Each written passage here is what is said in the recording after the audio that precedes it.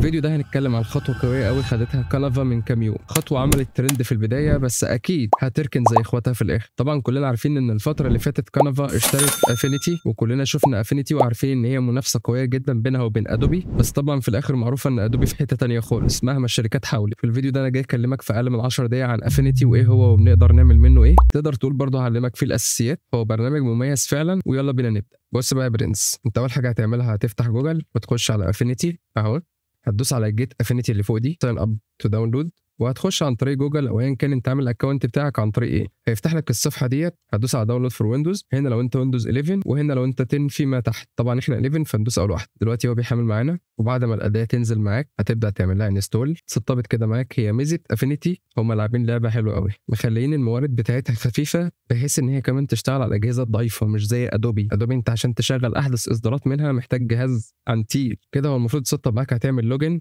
هيفتح معاك المتصفح هيقول لك هتفتح عن طريق ايه. انا هختار الجوجل عادي، اخترت كده الجوجل وهو بيقول لي خلاص ان تم تسجيل الدخول، افتح تاني على البرنامج. هو كده عمل معايا اللانش خلاص، كده برنامج افينيتي اتسطب معاك. طيب الواجهه بتاعته احنا اكيد حافظينها من كتر ما احنا بنفتح، اذا كان فوتوشوب او الستريتور او انديزاين او ايا كان، كله بيفتح بنفس الواجهه بنفس المنظر. طيب احنا بنستعرضه سريعا كده ونقدر نقول هو مميزاته ايه وبيعمل ايه. انا عن نفسي هخرج من دي لان بحب اشتغل مانوال. كنترول ان فتحت لنا الصفحه بتاعت المقاسات، هختار البيكسلز واختارها 1920 في 1080 وبعمل كرييت دوكيمنت. طيب بص بقى يا برنس، اول ما تفتح البرنامج حاول تعمل معايا الخطوتين دول كده بسرعه. هتيجي على كلمه اديت ونختار سيتنج، هتنزل على ماشين ليرنينج وهتحمل اول واحده.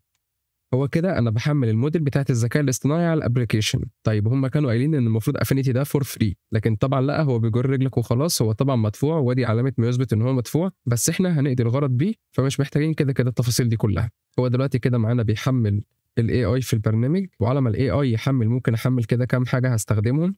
اخش برضو على جوجل، هاخد مثلا الافينيتي بي ان جي، هاخد دي بس مش محتاج حاجه تانية غيرها كتجربه يعني اوليه. تمام كده الاي اي يتحمل معايا. تاني حاجه هعملها هروح على اليوزر انترفيس واخليها هاي عشان يخلي لي شاشه سوداء اكتر بحيث التفاصيل اللي جوه تبان. بعد كده اروح على تولز، هي دي طبعا بتاعتك، بس انا شخصيا بحب البقره بتاعت الماوس تبقى هي الزوم بتاعتي، فانا دايما في كل البرامج بفعلها بحب اخلي البقره هي الزوم اوت والزوم ان معايا. وطبعا احنا عارفين الكنترول زيرو بيرجعك تاني للصفر. هاجي اخد ديت كده واطلع بيها فوق، هلاقي الشفافيه ظهرت لي اللي هو بيقول لي ثبتها هنا، هقول له اه.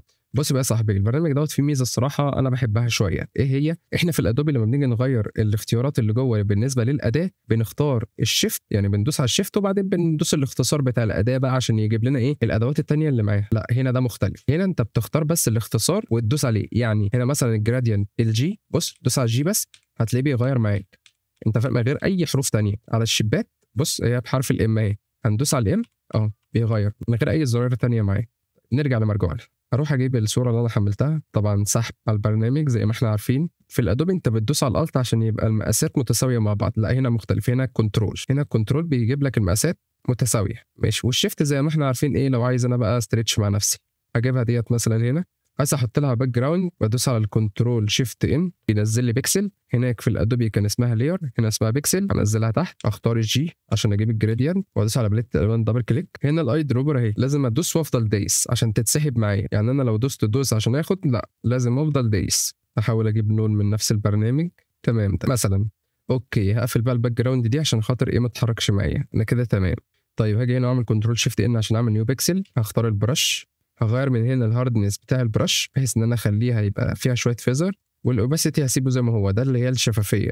اكبر كده شويه واضغط كليك. تمام، عوزت بقى تكبرها او تصغرها ايدك على الكنترول وكبر وصغر براحتك. انا هسيبها كده وهقفلها برضو عشان خاطر ايه ما حركهاش معايا وانا بلعب في التفاصيل بتاعه الديزاين. طيب بص بقى يا معلم، الادوبي بيكون منزل لوحده الفوتوشوب والالستريتور والانديزاين.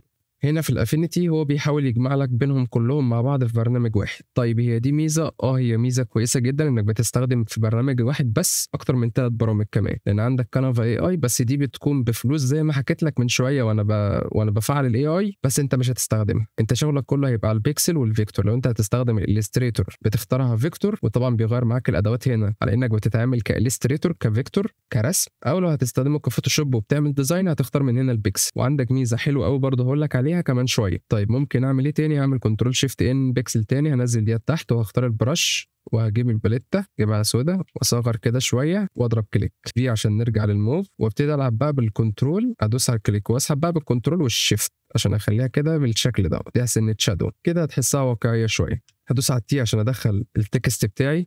طبعا الافينيتي هنا عشان لسه في البدايات فلسه مش بيدعم اللغه العربيه بتاعتنا، فلو جيت تكتب بالعربي هتلاقيه بايظ معاك. طبعا انت عندك كذا طريقه عشان تحل المشكله ديت، زي انك تخش على جوجل وتخش على المواقع اللي بتعكس الكلام او ايا كان يعني هتتعمل ازاي. ولو عايز اداه برضه تغير لك الكلام على طول وانت بتكتب ابقى قول لي في الكومنت واشرحها لك المره الجايه. هنكتب مثلا زي يو اب، هبتدي كده اكبرها مثلا بالشكل ده واغير الفونت، خليني في الفونت ده كويس. انا بعمل بس اي حاجه كده مبدئيه واخلي ديت هنا كده مثلا، اغير الفونت بتاع الكلمه دي.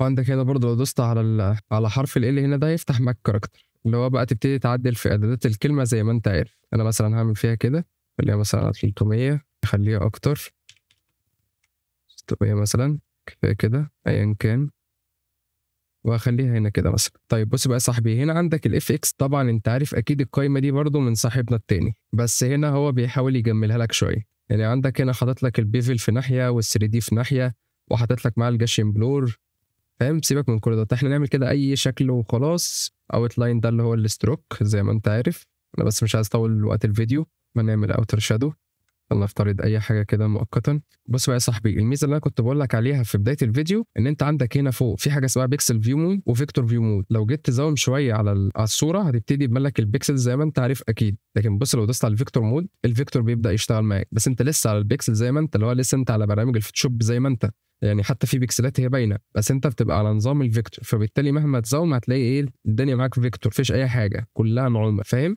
انما انت بتتعامل لسه على البيكسل زي ما انت، فعايز تخليها كده عايز تخليها كده براحتك، لكن انت في الاول والاخر لسه بتتعامل كبيكسل. وعندك هنا تاني شويه اضافات حلوه جدا، الماسك اللي انت عارفه، وهنا برضو في ميزات حلوه ان انت مثلا لو عملت هنا حطيت صوره وتحتيها صوره وعايز تخلي الصوره اللي جوه دي تخش جوه اللي تحت زي صاحبنا برضه، هناك انت بتدوس على الالت وعندك طرق كتير قوي. هنا الطريقه بسيطه خالص، هي كليك على الصوره واسحب لتحت، هنا كليك على الصوره واسحب لتحت، بص هتلاقيها دخلت جواها. سيبك من المنظر يعني انا بشرح لك بس اي حاجه وخلاص. فانت هنا بتسحب الصوره من الصوره كده، بتدوس كليك وتسحب، هتلاقيه راح مدخل لك دي جوه دي. وطبعا انت طالما سحبت اللي فوق فبالتالي اللي فوق هي اللي بتبتدي تتحكم معاك. عندنا ايه تاني؟ عندنا هنا الفلترز دي كلها فلاتر، الموشن بلور وريدي، بتبتدي تفتح اللي انت عايز تعدل فيها وعدل زي ما انت عايز. هنا برضو الموضوع لذيذ الصراحه، دي كلها بقى ادوات تقدر انت تعدل فيها زي ما انت عايز. وعندك هنا كمان الادجستمنت، كل الادجستمنت هنا اذا كان برايتنس بقى ولا كونتراست ساتوريشن كل اللي انت عارفه دوت، فاهم؟ عندك هنا برضو الليكوفاي اللي هي الاداه اللي بتمط دي اللي انت عارفها برضو، اللي هرجع كل حاجه زي ما كانت. طبعا هو لسه البرنامج نازل ما بقولوش كتير، فهتلاقي لسه الدنيا بتخبط فيه شويه على ما نبتدي نفهم الدنيا بتاعته. اكيد هو فيه مميزات كتير عن اللي احنا شرحناها، بس احنا بنشرح كشكل مبدئي واساسيات بس بالطرق اللي احنا عارفينها عشان استخدمنا قبله برامج كتير فيها نفس الستايل. لكن لسه مع الوقت بقى ما نبتدي نستخدمه هنبتدي نشوف اذا كان فعلا يستاهل تبتدي تستخدمه على طول ولا هيركن زي ما كل البرامج اللي قبله ركنت. بس ده اللي بيميزه ان زي ما قلت لك في الالستريتور والفوتوشوب والانديزاين مع بعض في برنامج واحد، فده اكيد هيفضل راكب الساحه بس مش هيعدي الادوبي. وبكده اكون شرحت معاك الاساسيات البحته لبرنامج الافينيتي. انتظرني بقى في الفيديو الجاي عشان ده هيكون مختلف خالص عن كل الفيديوهات اللي عملناها قبل كده. في الفيديو الجاي هنعمل فيديو مختلف جدا عن كل الفيديوهات اللي احنا عملناها، فانتظر الفيديو الجاي ان شاء الله. وفي الفيديو اللي فات اتكلمنا عن اساسيات الحركه في الافتر افكت، لو عايز تتفرج عليها هتلاقيني سايبه لك هنا، ابقى خش سالي نفسك فيه واعرف اساسيات الافتر افكت في اقل من 10 دقايق. يلا اشوفك الفيديو الجاي، سلام يا صاحبي.